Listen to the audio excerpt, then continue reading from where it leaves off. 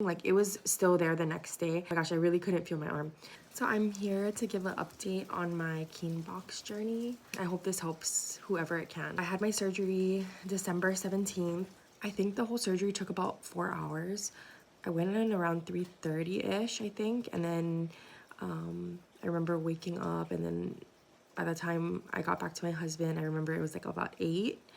And then I was in recovery. I was very groggy and not really in pain because they gave me a nerve block. So they gave me a nerve block for my shoulder, in my shoulder, and my whole arm was numb, like everywhere. So I could move my shoulder a little bit, but then like elbow and wrist were completely like limp. So I was having to move my arm this way. So they said that the nerve block was gonna last for, I think he said like 8 to 12 hours, but I feel like it lasted way longer, like maybe 20 hours or something. Like, it was still there the next day, and so it was getting me kind of nervous because I was like, oh my gosh, I really couldn't feel my arm. But that was good though, because I had no pain for that whole time that the nerve block was going.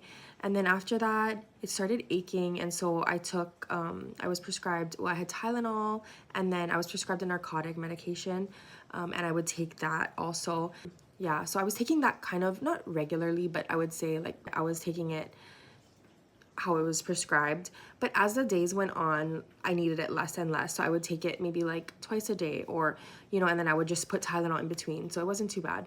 So what I actually ended up getting was a radial shortening osteotomy, which means that my radius was a little long, so he had to take a section out of my radius to make it a little shorter so it wouldn't impede on that bone, it wouldn't push up on it. So my lunate bone, the one that was dying.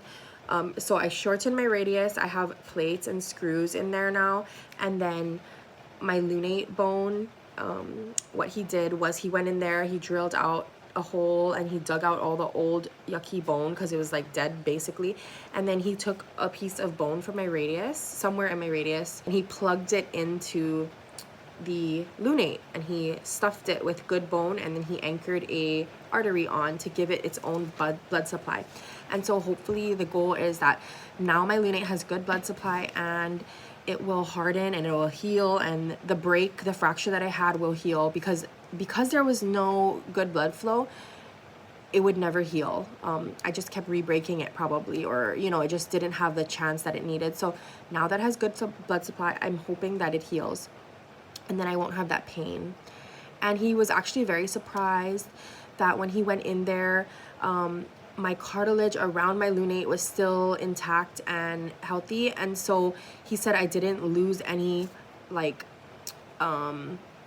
width or depth of my bone. So what happens normally is, like, if your lunate is dying, it'll start crushing because it's like doesn't have strength anymore, it'll like flatten. But mine was held open by the cartilage, and so when he was digging out the old bone, he could like plug new bone in, and it popped to its original size. And I hope that it stays that way. That is the dream. What they tell you is like just rest and ice.